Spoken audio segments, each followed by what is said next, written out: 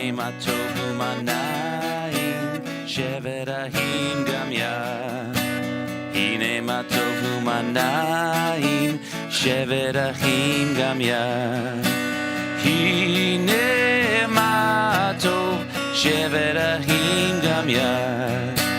הנה מה טוב, שבת אחים גם יד. הנה מה טוב ומה נעים, שבת אחים גם יד. הנה מה טוב ומה נעים, שבת אחים גם יד. הנה מה טוב, שבת אחים גם יד. הנה מה טוב, שבת אחים גם יד. הנה מה טוב ומה נעים, שבת אחים גם יד. Shabbat Shalom, everybody. Shabbat Shalom. Good Shabbos. Obviously, Shane is going to be leading services with me tonight. Gordon is away at a conference. So thank you, Shane. This is probably now the 5th or 6th time you've done it. And I always enjoy doing services with you. This has been a momentous week. But before we talk about that, I want to just, first of all, acknowledge a couple of special guests tonight. One is our speaker, who's going to be joining me when the service is over, Reverend Wako Shannon Hickey, and I'll give her formal introduction a little bit later. So thank you for being with us tonight. And Wendy, Wendy Cochran's son, Michael, is here tonight with his fiancée. Your name again? Beth. And this is Michael's 40th birthday. And Wendy is sponsoring the Oneg in honor of Michael. And I'm going to call Michael up a little bit later to offer him a little blessing on this special occasion. Now, obviously, this has been a big week for this country with the presidential election. And this synagogue, even at this very polarized time, is a place where people on the left and right should feel at home, whether you voted red or blue, whether you're a conservative or a liberal. CBS is your home. This is a spiritual place, and we try to avoid politics when they're not really relevant to our mission as Jews. However, based on all the exit polls I've studied and talking to colleagues and reading papers, it seems that 79% of Jews in this country voted blue. And I suspect that in California and here in Napa, it's probably closer to 85 or 90%. So there are a lot of Jews in our community in particular, and I know this from those of you I've heard from, who are very distressed right now, very despondent, very upset. And I wanted to just check in with each other just for a few minutes tonight to see how you're doing, to give you the space to maybe share some of what you're feeling, some of what you're thinking, whether you are voted for Trump or not, whoever is here tonight. I think it's good to check in with each other at such a polarized time and with such strong emotions overall. Many synagogues, many colleagues of mine around the country are doing the same thing tonight. So I'm just going to open up the floor and we'll take a few minutes and just be respectful of one another, and whatever you want to say, as we've done before during very challenging times, the floor is open for you to say whatever you'd like. So anyone want to start? Thanks. I'm glad that the election is over. I'm glad that there is a clear winner.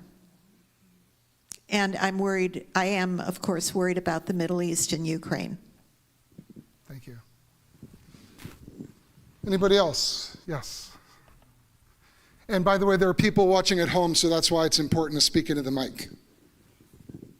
Thanks for offering this time for us, Niles, because I've contemplated deeply the analysis of the demographics that voted for President-elect Trump, and it raised my own awareness and introspection regarding why did so many people in our country feel disenfranchised, unheard, isolated, because there's some reason there that we have not addressed, that these people felt they needed to vote for this man who, whether or not it was valid, offered solutions. And I think that there's people out there that we have no, I admit, I am in a little blue bubble here. I'm comfortable. I don't worry about where my next meal's coming from or if I have lights on, but I know there's people in this country that I have not paid attention to that can't feed their babies, can't make their rent, figuring how can I buy gas to get to work? And those are the people that are looking for some solutions, and we weren't giving them through the Democratic Party. Mm-hmm. So it just raises my awareness to be really introspective and expand my perspective to listen, to pay attention, and to kind of, it shakes me out of my complacency. Mm-hmm. So that's, for me, that's how I'm getting through this. Mm-hmm. Thank you.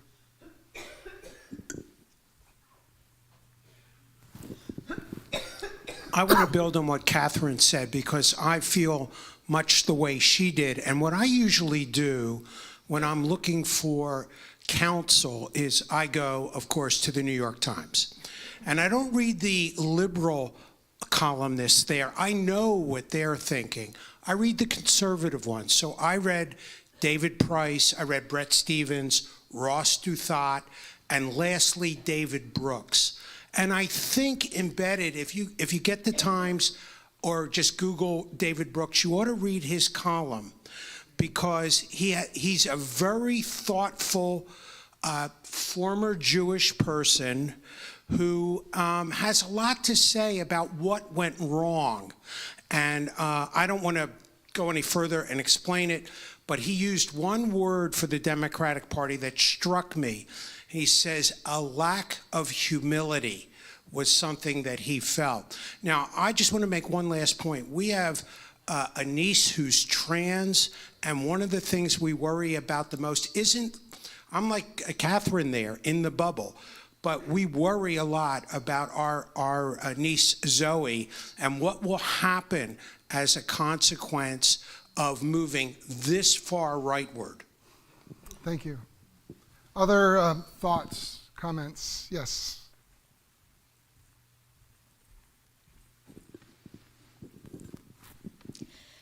When Kamala Harris was first chosen as the candidate, I said, no way. There's no way middle America is going to vote for a black woman.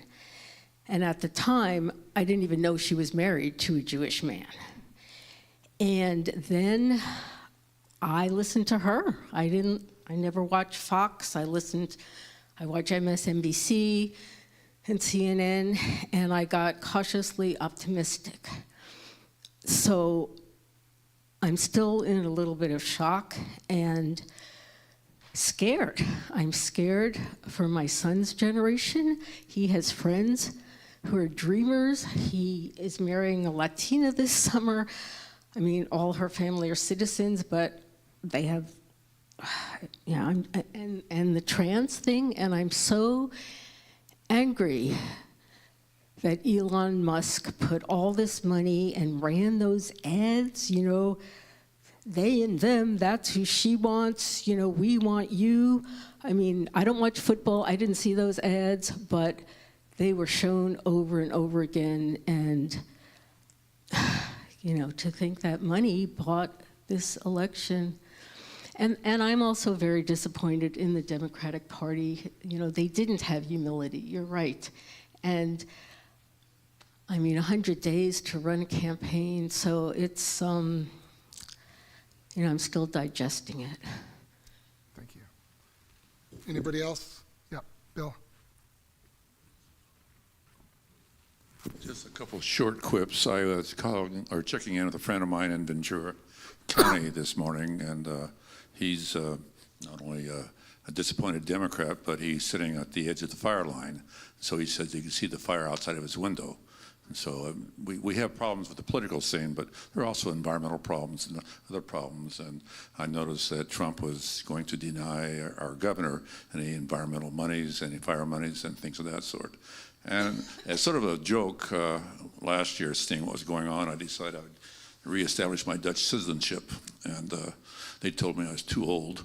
So, But anyway, today I noticed the king was apologizing for all the anti-Semitism that's going on in Holland this day, this week, for the Israeli games that were going on.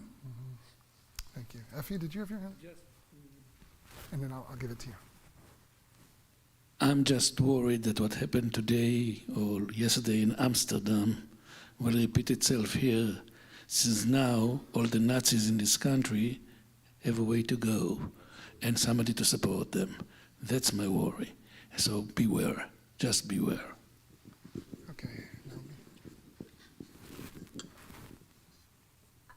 My heart hurts that hate won. And I don't know, I'm worried for my son, I'm worried for the Latinos, I'm worried for the trans population. I don't know what we can do to fight that.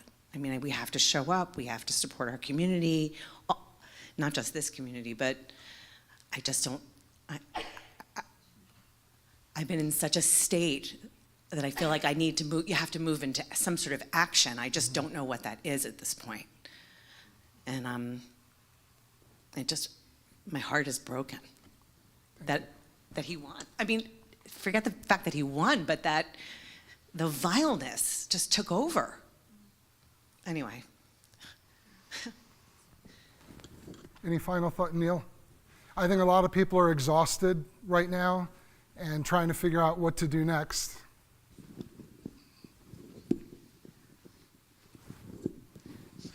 I think the election was predetermined from the beginning. I don't think any Democrat could have beaten Trump, no matter who they are. Enough of the population was upset with the economy, which is the basic reason why most of the non-racists and anti-Semites voted for Trump. They didn't care who it was, as long as it was somebody different. As far as I'm concerned, he can't hurt me. I'm going to do my best, going to live my life.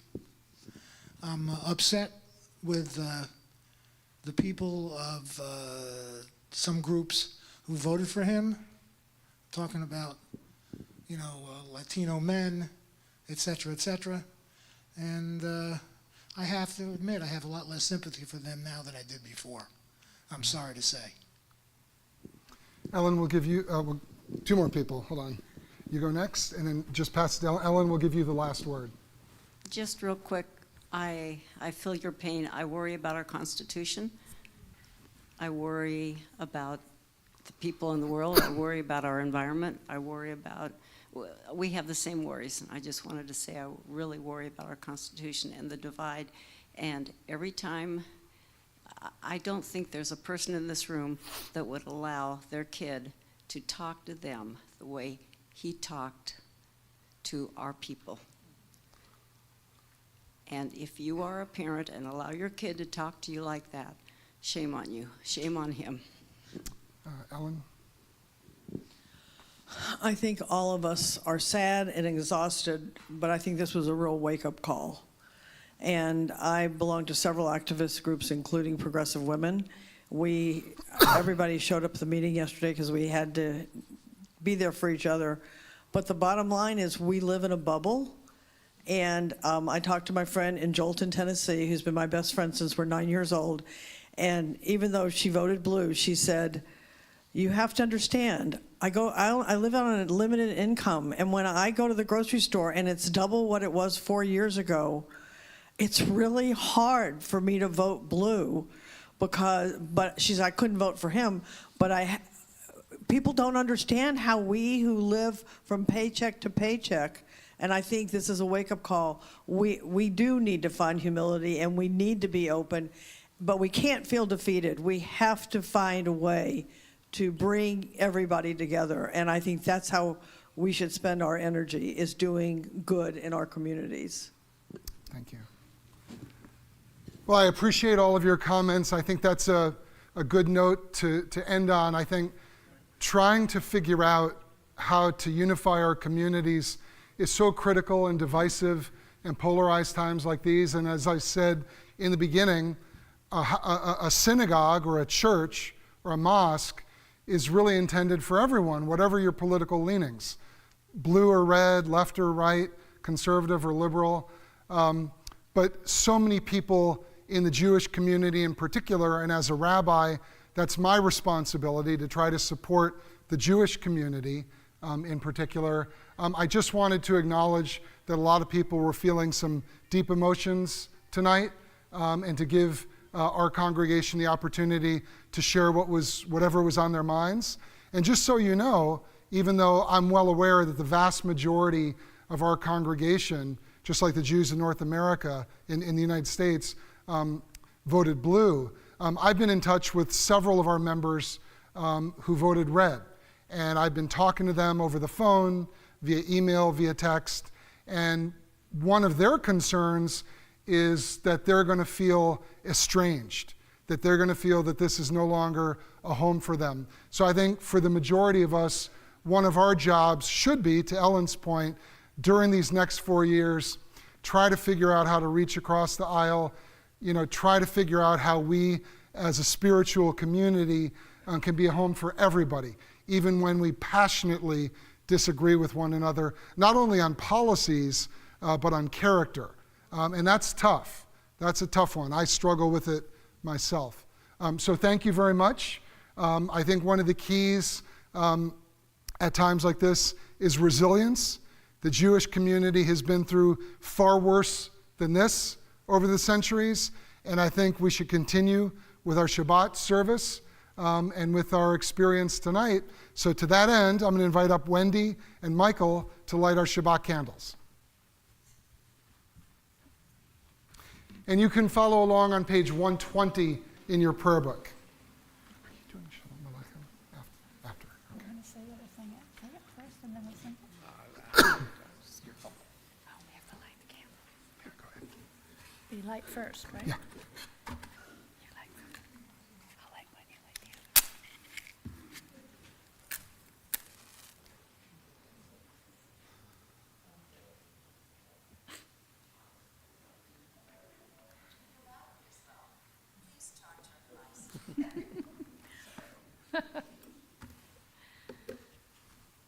Baruch atah Adonai Eloheinu melech haolam, asher kidshanu b'mitzvotav, b'tzivanu l'hadlik ner shel Shabbat. Baruch atah Adonai, Eloheinu melech haolam, asher kidshanu b'mitzvotav, v'tzivanu lahadlik ner shel Shabbat.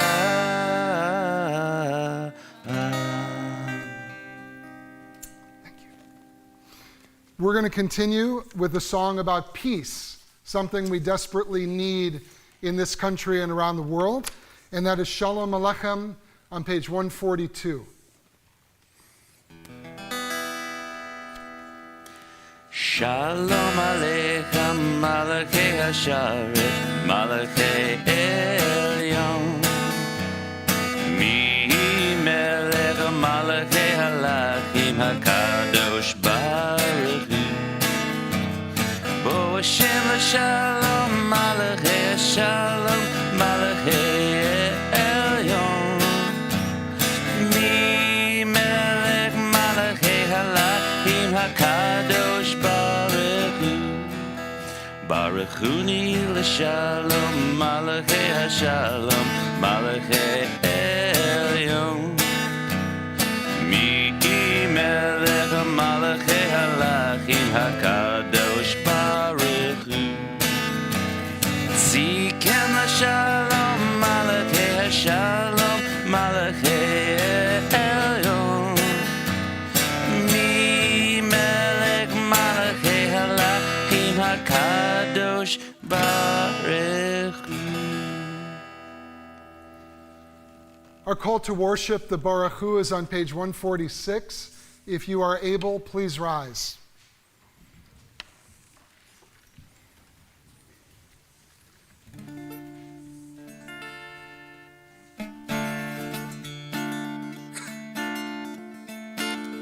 La la la la la la la la. La la la la la la la la.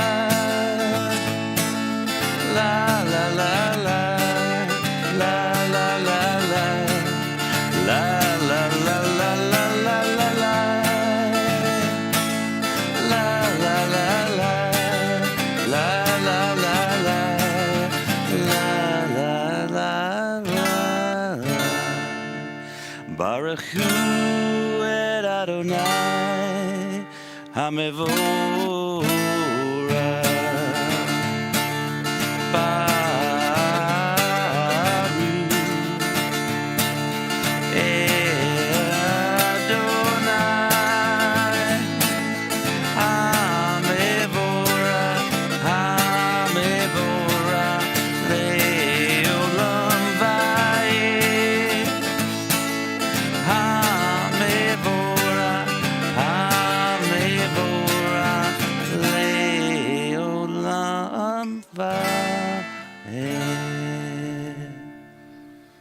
Please join me in English at the bottom of page 151.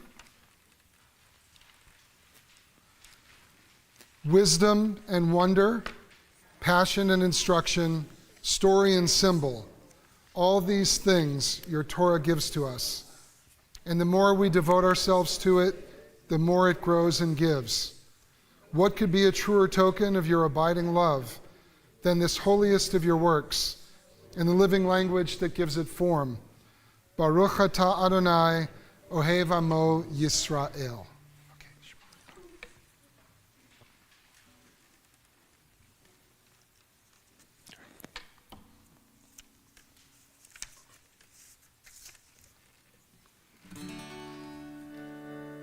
Shema Yisrael, Adonai Eloheinu, Adonai Echad, Baruch Shem Kevo Malechuto Leolam Vaed.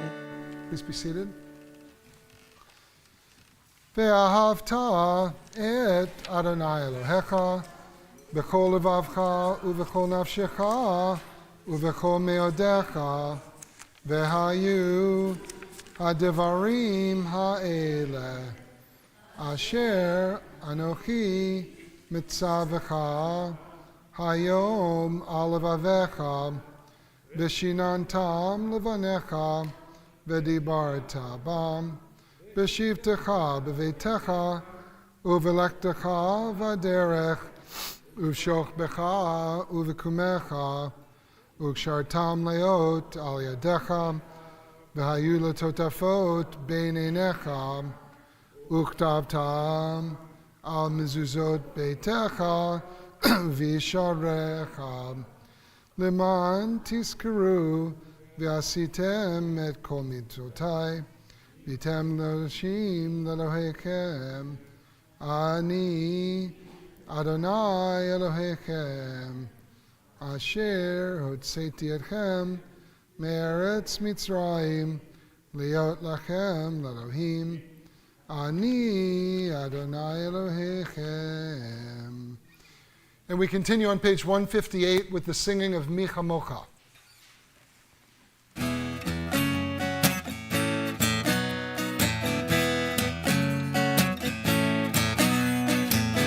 Mi kamocha be'eli Adonai, mi kamocha nedebo kodesh. Mi kamocha be'eli Adonai, mi kamocha nedebo kodesh. Nora tehilo usefele, Nora tehilo say Vele Adonai Leolam Vaed. Mika Mocha Be'eli Adonai, Mika Mocha Nedebo Kodesh, Mika Mocha Be'eli Adonai, Mika Mocha Nedebo Kodesh. Please join me in English at the top of page 161. Let there be love and understanding among us. Let peace and friendship be our shelter from life's storms. Adonai, help us to walk with good companions, to live with hope in our hearts and eternity in our thoughts, that we may lie down in peace and rise up waiting to do your will. Baruch atah Adonai, haporei sukat shalom, aleinu ve'al kol amo Yisrael, ve'al Yerushalayim.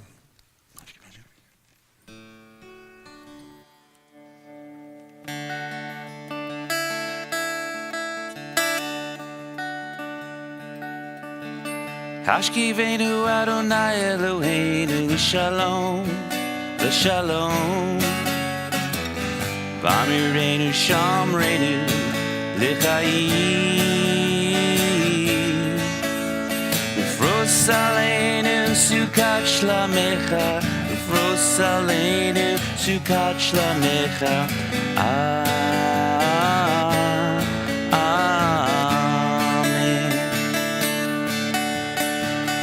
Ashkivenu Adonai Eloheinu l'shalom, l'shalom. V'amirenu shamrenu l'chaim. Ufros aleinu sukat shlamecha, ufros aleinu sukat shlamecha.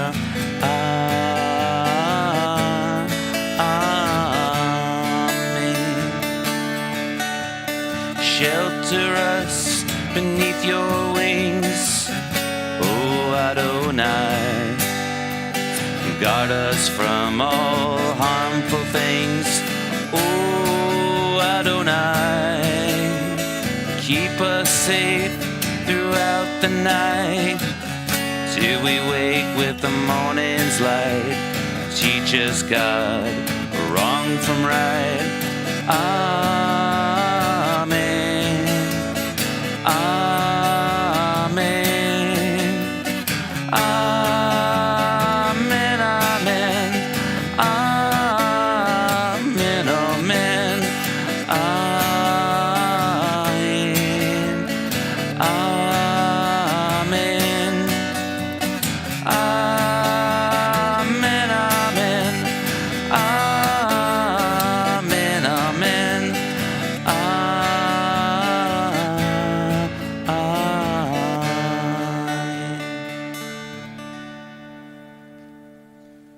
Please take a moment now for your own silent thoughts and prayers.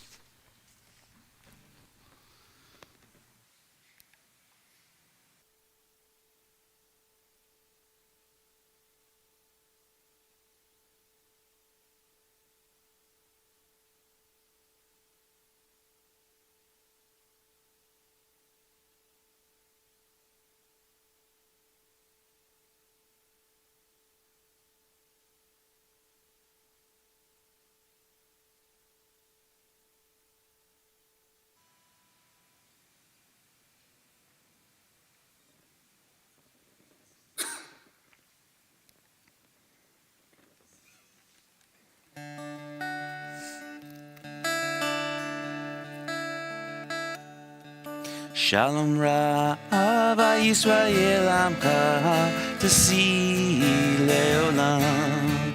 Shalom Ra'ava Yisrael Amcha Tasi Leolam. Ki Ata Hu Melech Adon Lekol HaShalom. Ki Ata Hu Melech Adon Lekol HaShalom. Shalom Ra'ava Yisrael Amcha Tasi Leolam. Shalom Ra'ava Yisrael Amcha Tasi Leolam.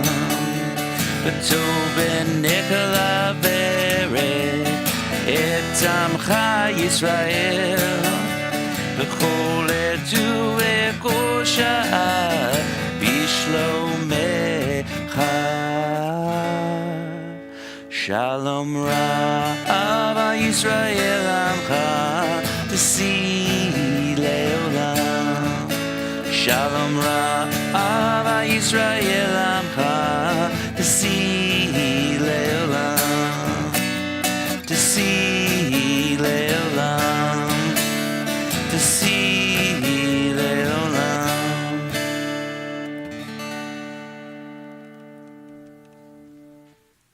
At this point in our service, we think of those in need of healing on this Shabbat, healing of body, healing of spirit, and healing of heart. And we ask God to bestow the bracha, the blessing of refuah shlema, full and complete healing, on the following men and women from our congregation or those known and loved by our community. Ilana Massey, Kevin Brackett, Michelle Camissia, Sharon Blevis, Kirk Whitlatch, Kathy Rotto, Aaron Ledden, Rachel Sadek, Michaela Cohen, Diane Rotto Persile, Tracy Adams, Joan Wilmert, Kim Stevens, James Lynch, Don Copeland, Rachel Hartstein, Nancy Pollock, Pat Shapiro, Denise Robinson, Rachel Friedman, Sherry Kohos, Debbie Alter Starr, Paula Schwartz-Pervel, Ann Levinson, Marty Spitz, and Joyce Sheffrin. And if anyone has a name they'd like to add, I invite you to please do so.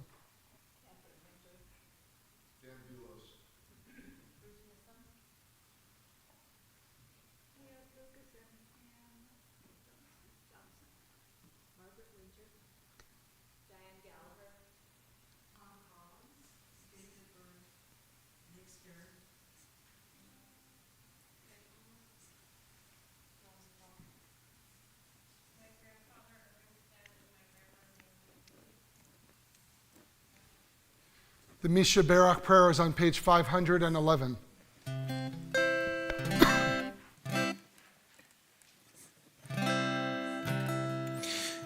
Misha Berach Avotenu Meko Habraha Limotenu. May the source of strength who bless the ones before us help us find the courage to make our lives a blessing, and let us say Amen. Mishe Berach Imotenu Mecho Habraha Lavotenu. Bless those in need of healing with refuah shlema, the renewal of body, the renewal of spirit, and let us say Amen.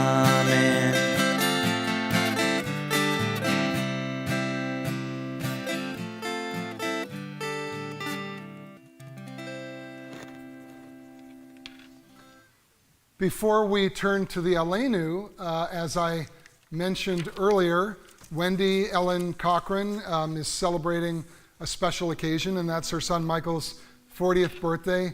And I suppose connected to that, your engagement to Beth. So I'd like to call Michael up to the bima.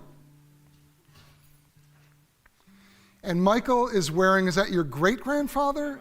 Your great-grandfather's talit. On which side? My mom's side. On your mom's side, okay. Here, why don't we let him get in here a little closer. And I know I just met Michael for the first time tonight, but I know you're a good Jewish boy because you went all the way through Hebrew high school. Oh, yeah. Right? So you know your stuff. Supposedly. Supposedly. Do you know It's been a while. Do you know the priestly benediction that I'm about to do? No. You may be familiar with it. Okay. So 40, you're just a kid. But that's a big deal to turn 40 and to get married, whenever that's going to be for you guys. But we're really happy that you're here with us. You and Beth are welcome anytime. You live where again? In the East Bay? We're in San Francisco. You're in San Francisco, Yeah, okay. we're in the Mission Bay, yeah. So you're welcome to be with us anytime. And I know I'm a stranger to you, but I am a rabbi, and I like to bestow your mom's gift is the oneg that we're all going to enjoy a little bit later, but the gift that I can offer you is a blessing. Okay. So I'd like to do that. Thank you. Yivarechecha Adonai v'yishmerecha. May God bless you and keep you. Ya'er Adonai panav elecha v'yichunecha. May God's countenance shine upon you and be gracious to you. Yisadonai panav elecha v'yasem lecha shalom. May God's presence be with you and grant you peace. And let us all say, Amen. Mazel tov. Thank you. Please rise, if you're able, as we turn to the Aleinu on page 586.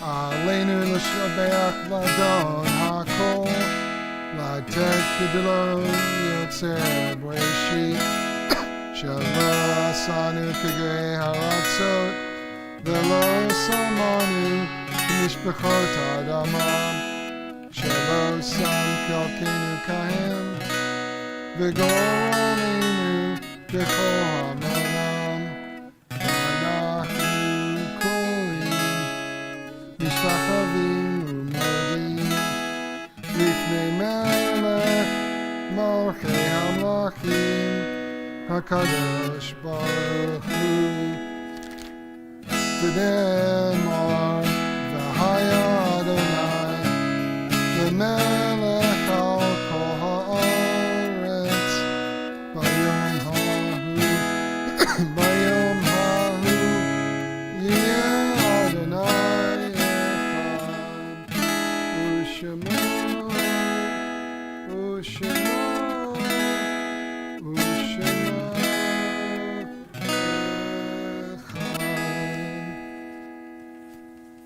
please be seated.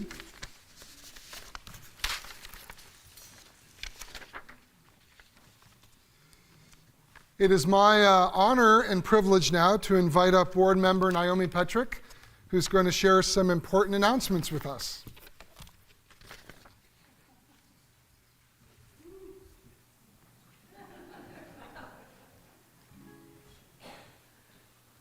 Shabbat Shalom. Shabbat Shalom. The latest edition of CBS's new monthly newsletter is out. It looks wonderful, by the way. Has everyone had a chance to check it out? It looks great. Kudos to Mara, because she's done a great job. The most recent newsletter is available by clicking the link on the CBS homepage. Huh. All right. Huh. Maybe you have to clear your cookies. I don't know. No, that's a thing. It's a thing. I don't know. I'm not that tech. My son can show you how to do it, though. I don't know. We can figure that out. It takes a village. Okay. Monday, November 11th, there will be a meeting of the CBS Youth Group for students in grades 6 and up. Wednesday, November 13th at 6 p.m., the rabbi will be holding his fall seminar on the book of Kohelet, a manifesto of contradictions. The K1 Shabbat is on November 15th.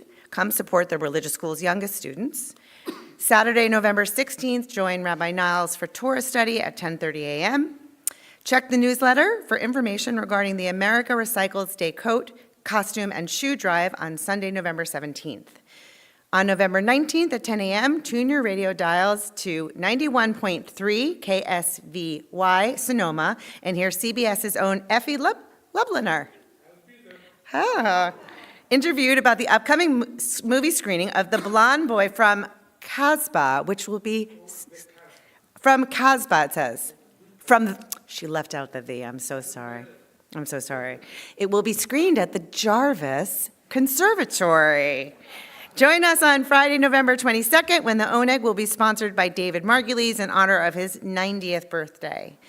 On November 30th, there will be 2 screenings of the movie The Blonde Boy from the Casbah at 4 and 7 at the Jarvis Conservatory. Tickets are $15 and are available through the Jarvis Conservatory website. Okay. Aren't we doing it also through us as well? No, we're doing it through the site?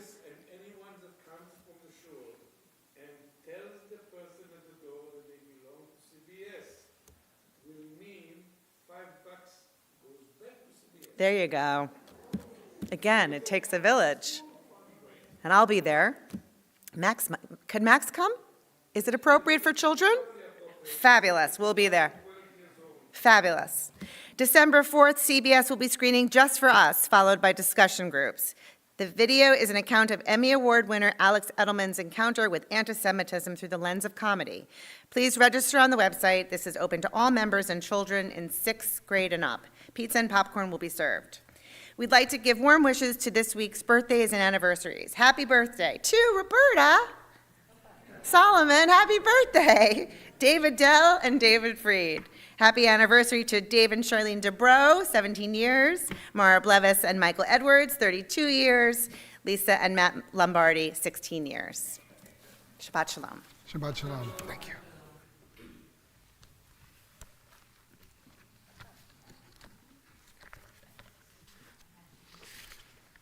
As we reach the end of our service, we remember those who are no longer with us, those who have died both recently and in seasons past. We remember those who have died during the past 12 months. Berna Joseph Sherman, Rabbi Lori Phillips, Pearl Shine, Jerry Mountner, Lauren Bisberg, Terry Swartz, Chava Pearl Bat Herschel Verose Giddel, Victor Lynn, Rosella Bernstein, Morris Feynman, Frank Glickman, Dee Copeland, Dr. Rodney Block, Eileen Gotkin, Eugene DePasqua, Barbara Balick, Debbie Mendelson, Peter LeBand, and Michael Blend. We also remember and honor the yard sites, the anniversaries of the deaths of Rosalie Becker, Annie Nussbaum, Orville S. Cohen, Joseph Surajan, Bernice Cabral, Gladys Shubin, Marilyn Finkelstein, Joe Freed, Margaret Gert, Louis Landau, Guy Simon, Carl H. Lehman, Donald Klein, David Mendelson, and Sarah Sager.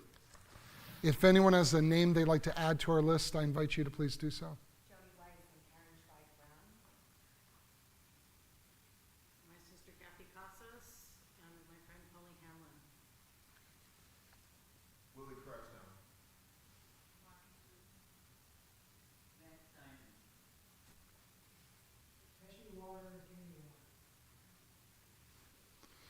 The mourner's Kaddish is on page 598. Please rise.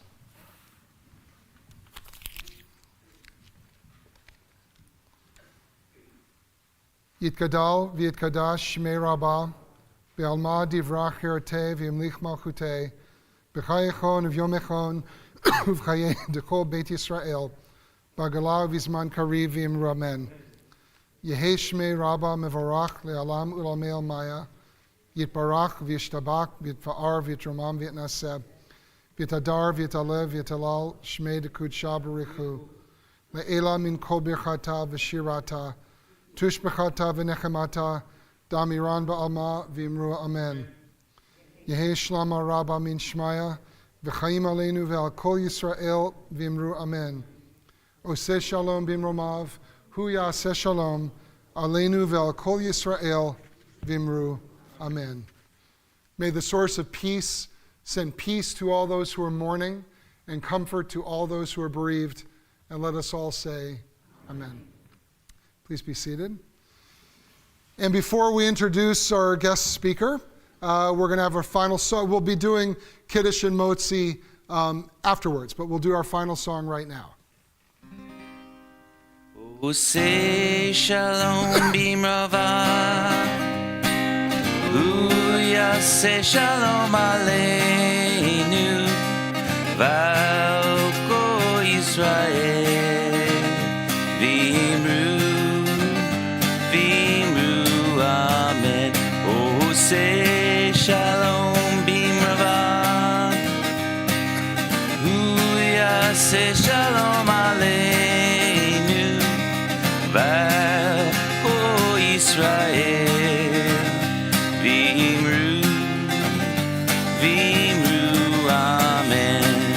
Ya'aseh shalom, Ya'aseh shalom, shalom aleinu, v'al kol Yisrael. Ya'aseh shalom, Ya'aseh shalom, shalom aleinu, v'al kol Yisrael. Ya'aseh shalom, Ya'aseh Shalom, Shalom Aleinu, Velko Yisrael. Ya'aseh Shalom, Ya'aseh Shalom, Shalom Aleinu, Velko Yisrael. Ya'aseh Shalom, Ya'aseh Shalom, Shalom Aleinu, Velko Yisrael. Velko Yeshvei Teva.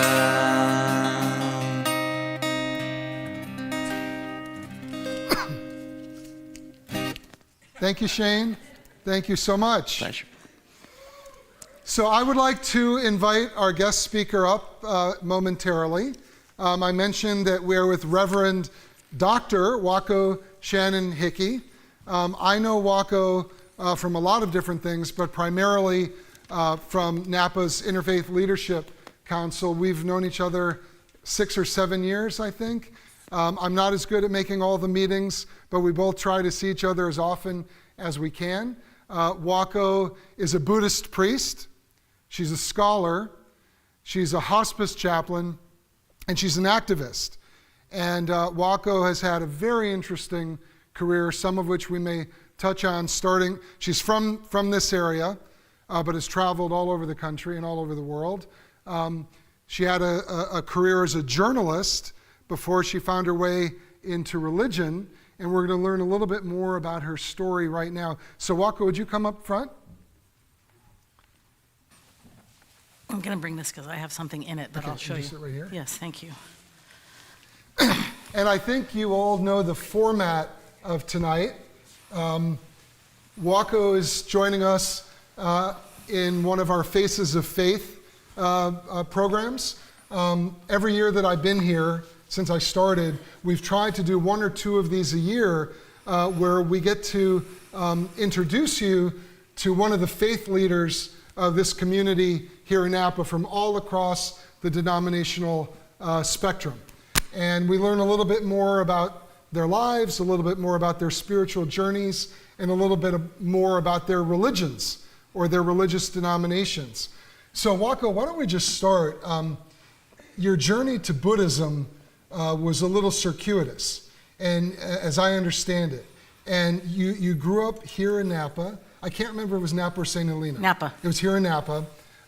Tell us a little bit about how you found your way to religion as a way of life, and then why and how you picked Buddhism over what you were exposed to growing up. Well, actually, as I was listening to people comment this evening at the beginning of our gathering, I realized that my story is quite relevant to the concerns that people expressed. So I grew up here in Napa.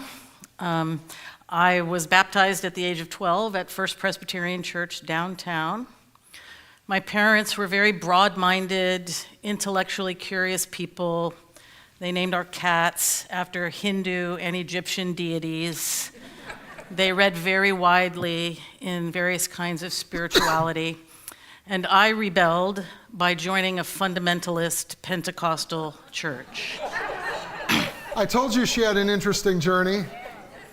They threw me out after about 18 months. No, the church, the fundamentalist church.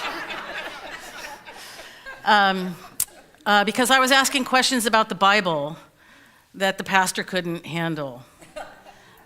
You can't try to read the Bible literally without running into trouble by about the 2nd chapter of the first book, right? So that was actually a devastating experience for me at 15, and I was very angry, and I didn't want to have anything to do with religion for a long time after that. But I went to college, first at Davis and then at Berkeley. And of course, every conceivable form of spirituality is present in Berkeley. And I lived just down the road from a Buddhist temple. And I wandered in, and the minister was an Italian-American guy from Philadelphia who played the saxophone. And he gave me this book about Buddhism. And I read it, and it just made so much sense to me. It did not require me to take on faith things that didn't make sense to me. And so I got interested in exploring Buddhism, and when I was in college, I was working for the Daily Californian student newspaper. Ronald Reagan was running for re-election in 1984, and I was covering political demonstrations that summer. The Democratic National Convention was held in San Francisco that year, and shortly before it, as a kind of in-your-face to the LGBTQ community, the Moral Majority held its conference in San Francisco just before the DNC. And because I had some background in fundamentalism and was not immediately hostile to it like many of my colleagues, I went to go cover this event. And it was, up to that point, the most incredible assemblage of police power I had ever seen. It was in Union Square, a hotel in Union Square. There were cops on foot, on horseback, on motorcycles, in cars. There was a bomb squad and a SWAT team and metal detectors, which at that time was quite unusual. And behind this array of artillery were a lot of wealthy white people congratulating themselves about how they were right and everybody else was wrong. And some of their rhetoric was horrifying to me. I remember in particular a pamphlet showing a little blonde girl huddled in a corner like this with, ponytails and shorts, and she was doing this, and a big hairy arm was hovering over her with an axe. And the title on this pamphlet was Murder, Violence, and Homosexuality. And another version of this same pamphlet showed a little blonde boy being dragged into a bathroom stall. So this was horrifying to me, and yet outside, the John Brown Anti-Klan Committee was holding a rally, and they were screaming, "Go to hell, Falwell, go to hell, Falwell," about Jerry Falwell and Phyllis Schlafly. And the police were literally breaking heads, and it was devastating to me.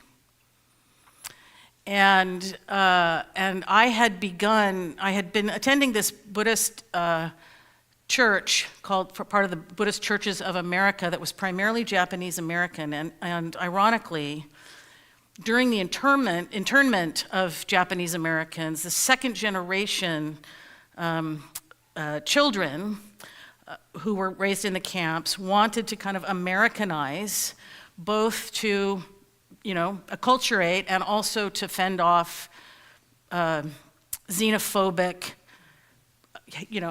hostility.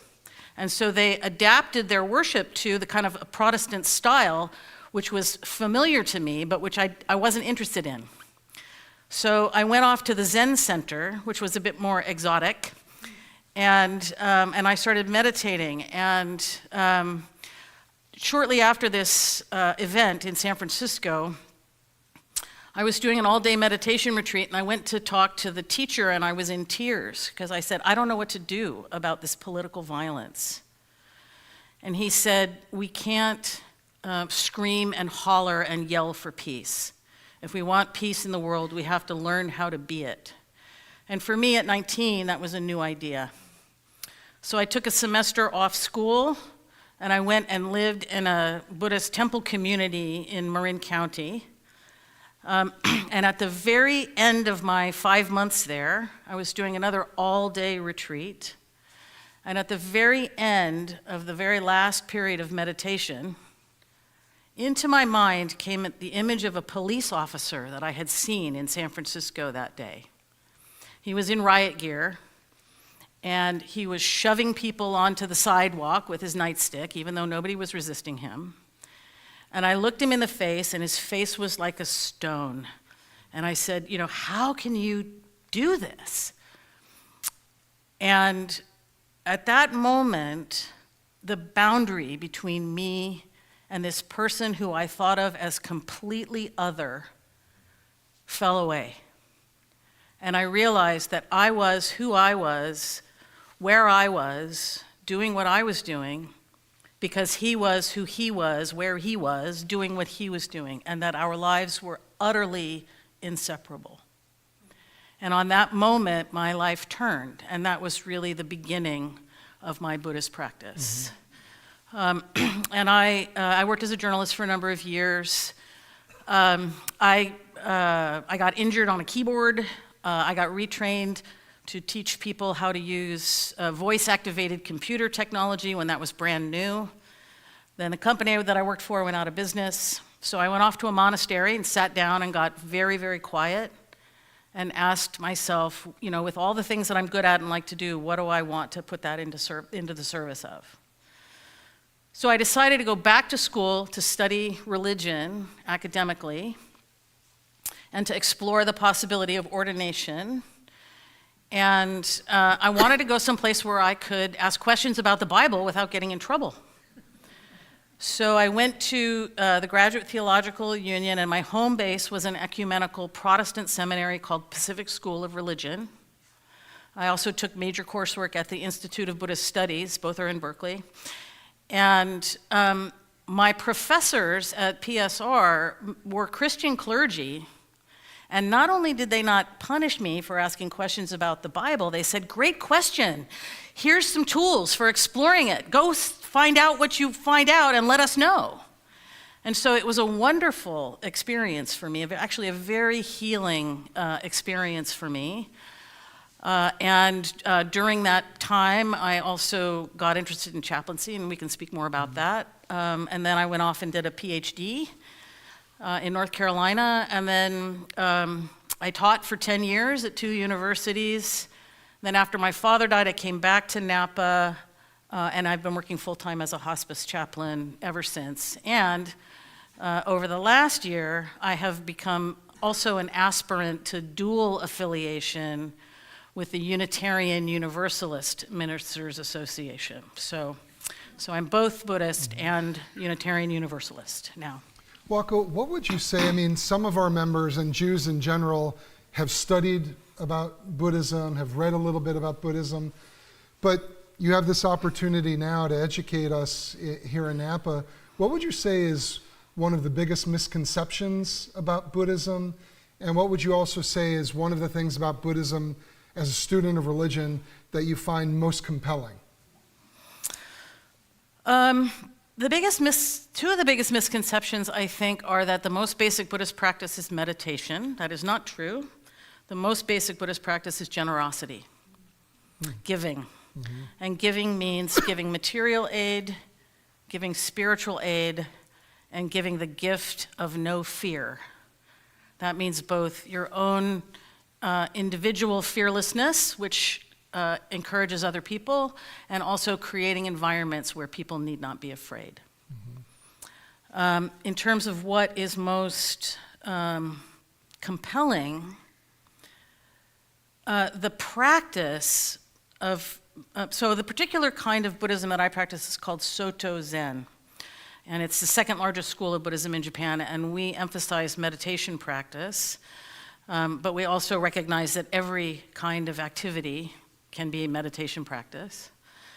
And I mean, I can say more about doctrine, but for me, the practice of meditation has given me 2 great gifts. One is the ability to recognize that my habits of mind are habits of mind. They are not necessarily the truth about how things are. And I don't have to believe everything I think. And the other is the capacity to be with my own suffering, and therefore somebody else's suffering, without feeling like I immediately have to do something to fix it or make it better. Just simply being with, in a compassionate way, is in itself profoundly healing.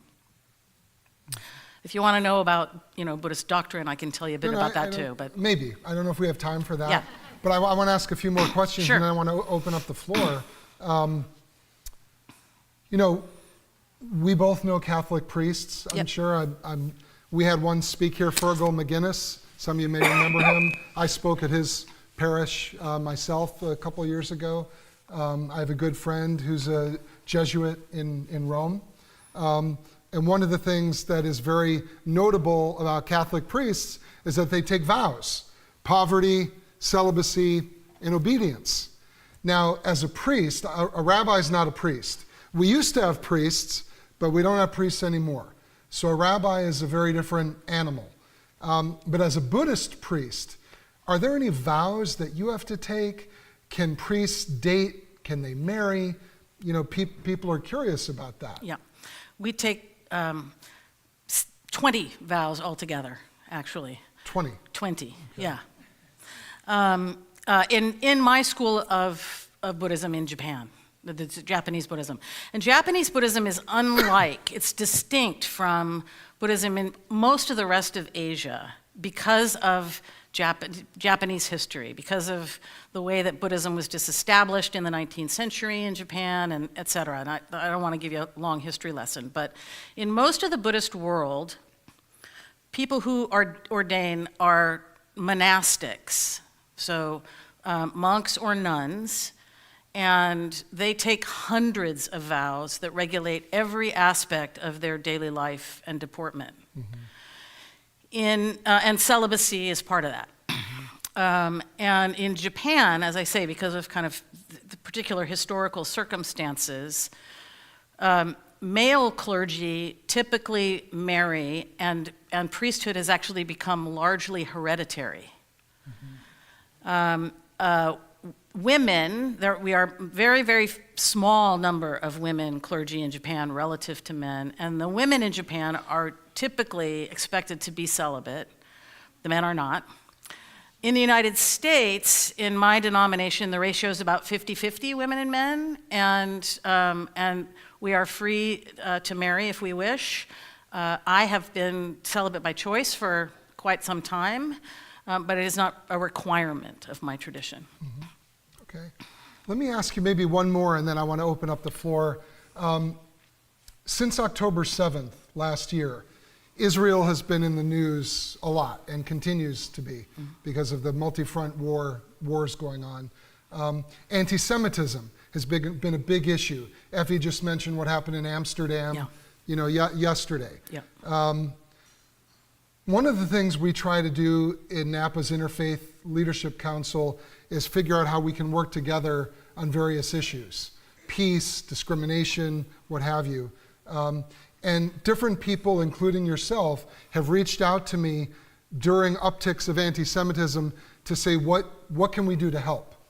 Now, you've clarified, and I didn't know this till tonight, that it's not meditation that is the primary, I guess, mission of Buddhists, but generosity.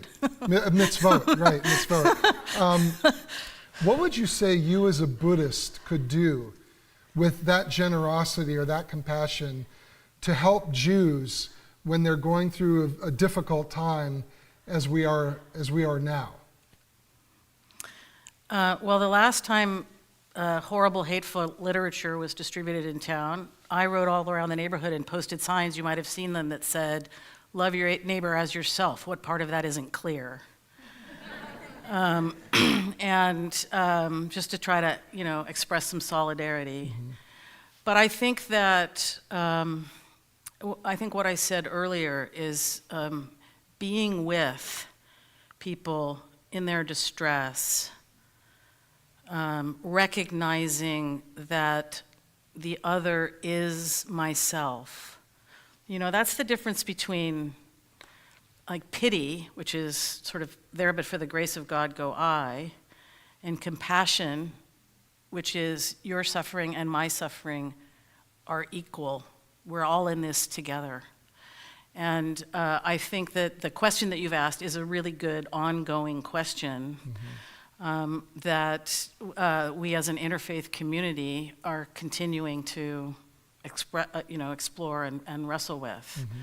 Mm-hmm. But I think this is also a really good way for us to get to know each other better and differently and more deeply. Mm-hmm. So those are a few things, just off the top of my head. And one very last thing, just very briefly, can you tell everyone about your work at Calabria as a hospice chaplain? I don't work for Calabria. Calabria, no. Sorry. But just about your work as a hospice chaplain? Yeah. And why you find it so meaningful? Well, I think one of the reasons that I find it so meaningful is kind of what I said at the beginning, which is I serve people from every walk of life. I was thinking recently about someone that I served who had a Ku Klux Klan poster in their garage, you know, and this person showed me around their house and showed me all their family portraits and showed me their collection of, you know, tchotchkes that they'd collected from all over the place, and took me out into their garden and walked me around their garden. And I got to see this person as a human being like me, you know, even though I passionately disagree, as you said earlier. I have seen people who have said homophobic things to me, also mentor the immigrant caregiver, young woman immigrant caregiver who's taking care of them while she's dying. She's mentoring someone, you know, and to me, you know, people say, how do you do this every day, dealing with death and grief and loss? Well, the answer is I actually get to bear witness to beauty and love and kindness and goodness every day. So that's what keeps me doing it. And also, walking standing face to face with death and looking it in the eye. And I actually had a cancer scare last year myself and got a whole new experience of looking it in the eye. Is the most life-affirming thing I know how to do. It makes really clear what does and doesn't matter, what is and is not important. And it's really good for me to be reminded of that. It's also a collaborative activity, whereas academia is very competitive. It is inherently teamwork-oriented, this work. And so those are the things that I love about it the most. Great, thank you. You're welcome. Any questions for Wako? Let me get a mic here. Yeah, Catherine. Well, let me go to Shira first, and then we'll go to Catherine. I noticed sitting next to you that you seem to be familiar with the Jewish liturgy and have some Hebrew. Have you studied it? Is that part of your training? No, but I've certainly been here a number of times in the past, and I learned Hine Matov Umanayim at PSR. We had a special kind of service every Tuesday night where we sang kind of chanted melodies from different traditions, and that's where I learned it. You know, I have been to Shabbat services and so forth many times over the years. I'm not good at it. I don't know the tunes that well, but I can kind of follow along a little bit. Thank you. You know, people, I'll go to you, Catherine, in a second. People like to make jokes all the time about a priest, a minister, and a rabbi went into a bar, and et cetera, et cetera. You are a one woman between the Pentecostal background, Buddhist priest, Unitarian Universalist, with a little taste of Judaism. You have it all just in yourself. So, okay. I'm very interested to know, since you mentioned you were in academia for a while, what were you teaching at that time, and how do you incorporate those skills into what you're doing now? I have essentially a master's degree in Buddhism and Christianity. I have a professional degree, an MDiv, which is a professional degree for clergy. And then in my doctoral studies, I studied American religious history. I was primarily interested in women leaders and minority traditions, Buddhism, and religion and medicine. And I wrote a book, actually, which is a history of mind-body medicine, and a kind of a critical take on the contemporary mindfulness industry, if you will. But I think really the thing that I bring, if people have questions about religions and so forth, I've got a lot of stuff I can offer. But mostly what serves me in the work that I do is my contemplative training, as I said earlier, the ability to just be without having to feel like I have to fix the problem or make it all go away or explain it or justify it, but to just simply be with. And I just want to say before we part, I would like to offer you two little things, one from my tradition and one from yours, before we go. Okay. Any other? Yeah, Beth. I have a degree in health psychology, and I'm really interested in this book you wrote. Mhm. If you had to like distill it down into just a few things that are major takeaways from it, could you offer some? Yeah, we tend to think that the mindfulness boom started in the 1970s with a guy named John Kabat-Zinn, right? In fact, it started in the 1870s with women, white women and African-American men and women who were part of the New Thought movement. And they were the first people to figure out that there's a relationship between our mental states and our physical health. And they were enormously successful around the turn of the 20th century. And they were so successful that they threatened the religious and medical mainstream, which then appropriated their best ideas and methods and channeled them into orthodox medicine and religion, which were controlled by white men. And so I trace that history. I look at the contemporary mindfulness movement and look at, is it religion or not? Does it live up to its claims? And then I do a little bit of an analysis of kind of what got lost in the transmission from the 19th century to the present. And what got lost, in brief, is the earlier New Thought folks, they were interested in community. They were social activists for the most part. They formed religious communities, unlike the kind of individualized, commodified ways that mindfulness takes form nowadays. They were interested in ethics, and they were interested in a systemic analysis of suffering. It's not just totally in your head, you know, that your suffering exists. Racism and poverty and sexism and all of those kinds of things create conditions that produce suffering, and we have to address those as well. Just saved you $40. Robert, I'll give you the last word here. Stand, because Okay. I can't see the doctor. Okay. Hi. Hi. How are you? Fine, thank you. Shabbat Shalom. Shabbat Shalom to you. So earlier this year, the rabbi, as part of Faces of Faith, had another Buddhist come and see us. His name was Peter Coyote. He's an actor. Uh-huh. And now Peter Coyote is his stage name. His real name is Peter Cohen, and Peter is Jewish. So it prompted a question from one of us that day. We said, Peter, how do you reconcile being Jewish with being an ordained Buddhist minister? Peter had a very interesting answer. He said, my religion is Jewish, my practice is Buddhism. And I want to put the same question to you because you're a Buddhist and you are a Universalist Unitarian minister. Do you distinguish between those two in that way? One is a religion, the other is a practice, or is there a different way that you come at that? Good question. That's a good question. Two things. First of all, for those of you who think that Buddhism is a philosophy and not a religion, that idea is the result of very successful Buddhist missionary strategies. My worldview is Buddhist. It informs how I see the world, and it is also my practice. I've always been kind of UU adjacent ever since seminary. Unitarian Universalism is not a creedal religion. They don't make you to believe anything. They're united by certain core values and principles, but they welcome people of any faith or no faith.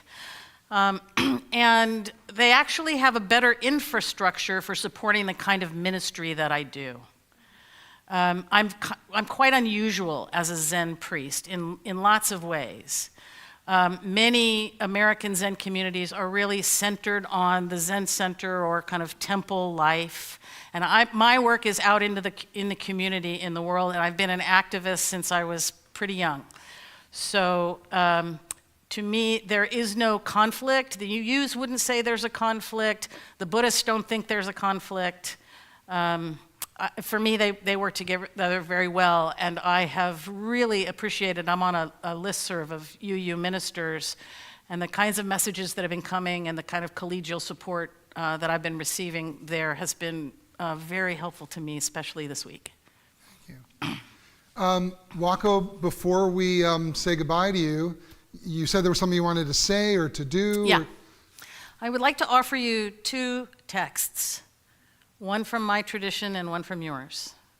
So the first is the Buddha's teaching on loving kindness. It goes, "This is what should be accomplished by the one who is wise, who seeks the good and has attained peace. Let one be strenuous, upright, and sincere, without pride, easily contented and joyous. Let one not be submerged by the things of the world. Let one not take upon oneself the burden of riches. Let one's senses be controlled. Let one be wise but not puffed up, and let one not desire great possessions even for one's family. Let one do nothing that is mean or that the wise would reprove. May all beings be happy. May they be joyous and live in safety. All living beings, whether weak or strong, in high or middle or low realms of existence, small or great, visible or invisible, near or far, born or to be born, may all beings be happy. Let no one deceive another or despise any being in any state. Let none by anger or hatred wish harm to another. Even as a mother, at the risk of her life, watches over and protects her only child, so with a boundless mind should one cherish all living beings, suffusing love over the entire world, above, below, and all around without limit. So let one cultivate an infinite goodwill toward the whole world. Standing or walking, sitting or lying down, during all one's waking hours, let one practice the way with gratitude, not holding to fixed views, endowed with insight, freed from sense appetites. One who achieves the way will be freed from the duality of birth and death. And whenever we recite a Buddhist text, we say, any merit, any goodness generated thereby, I offer to all beings. And the other, I pray this many times a week in my work. It is the most beautiful version of the 23rd Psalm I've ever heard. It was written by a Presbyterian minister who spent her life in Atlanta running a hospitality house, serving the poor and the incarcerated and the unhoused for many decades. And she wrote this version of the 23rd Psalm. Oh, my beloved friend, you are my shepherd. In your care, I have everything I need. You open the gate to green pastures. You teach me Sabbath and give me time to rest. Beside the flowing stream and the still lake, you restore me to myself in your image. You lead and accompany me into the path of justice and solidarity, and I find my integrity in your way. Even though I walk through the valley of the shadow of death, I am not afraid because you never leave me, and your love casts out fear. With a shepherd's rod and staff, you guide me and give me comfort and strength. You invite me to a bountiful table where enmity and divisions fall away. You welcome me as an honored guest. My joy overflows like a cup poured full and always spilling over. Surely goodness and mercy have run after me my whole life long. And so I will live under the shelter of your wings and enjoy you forever. Amen. Amen. Thank you, Waco. You're welcome. Thank you. I know we have a lot of hungry people right now. I know we've gone a little longer than we Sorry about normally that. do, but that's because we had some things to talk about and process tonight. Would you stand up here with me as we do the blessings over the wine and bread? Sure. And would you all please rise?